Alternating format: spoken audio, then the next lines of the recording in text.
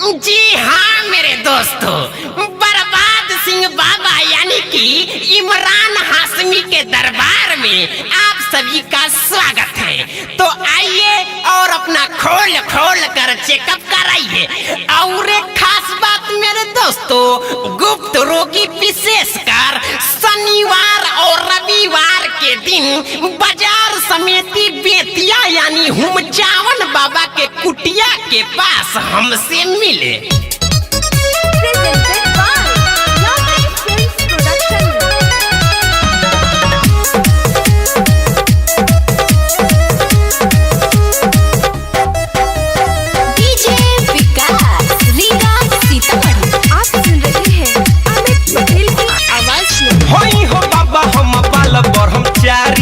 आगे से कम ज्यादा देखिले पिछाड़ी। अरे बच्ची इधर आओ।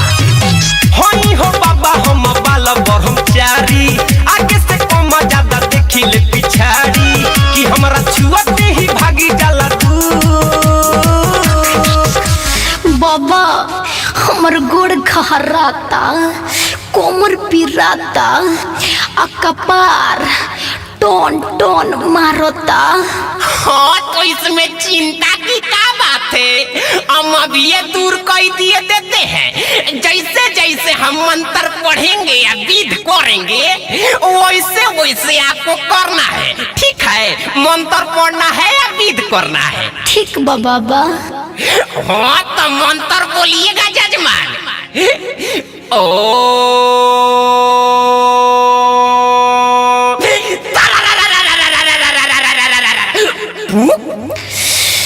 ओम तारा रारा पुक। हो तो आओ है न ढूक कि ओम तारा रा रा रा रा रा रा रा रा रा रा पू। पकड़ लेके छौड़ी के रावटी में ढूक, पकड़ लेके छौड़ी के रावटी में ढूक, पकड़ लेके छौड़ी के रे। कि ओम तारा रा रा रा रा रा रा रा रा रा पू। पकड़ लेके छौड़ी के रावटी में ढूक, पकड़ लेके छौड़ी के रावटी में ढूक, पकड़ लेके छौड़ी के रे। अरे अरे बाबा ये का करता नहीं रोबा। अरे होटी होने जाए दी। अरे तो बिना भीतरी ढुकले कैसे होगा, चलो भीतर। गजबे के चालबा नीत सुपर मालबा है। देखिए गारा के बिगड़त हमनी के हालबा। काचला सही बोले ना। पया के गुरु चला मिल के मिटावल जाई भूख। अरे बाबा राउर है चेलवा बड़ी तंग करता। अरे तो तंग करेगा तभी ना दुखवा दूर होगा, जाओ भीतर। अरे तो भीतरिया जम तो ठीक हो जाए। अरे हाँ बच्ची एकदम 100%। बोलिएगा मंत्र। कि ओम तारा रा रा रा रा रा रा रा रा रा पू। पकड़ लेके छौड़ी के रावटी में ढूक, पकड़ लेके छौड़ी के रावटी में ढूक, पकड़ लेके छौड़ी के रे।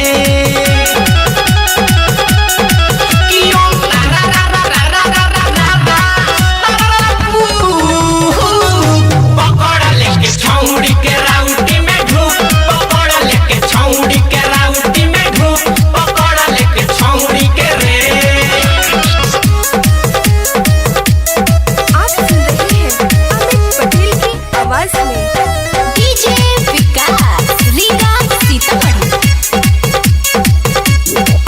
नमकीन बिया रे, बड़ हसीन बिया रे।